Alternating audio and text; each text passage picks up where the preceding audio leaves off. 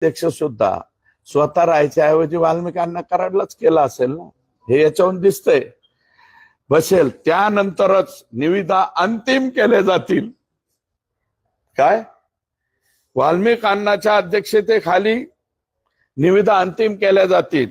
निविदा अंतिम केल्यानंतर कोणतीही तक्रार ऐकून घेतली जाणार नाही.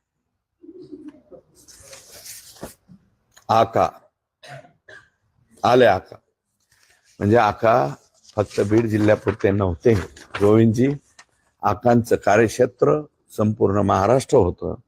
तेव्हा माझी विनंती आहे की माननीय धनंजय मुंडे साहेब, तुम्ही त्या माय माऊली कोण आहेत त्या दमानिया ताई, त्यांना दमानिया म्हणता, अजून काय काय म्हणता, अर्धवट डोकं, अर्धवट, हे पूर्ण डोकं वापरून मी हे केलं.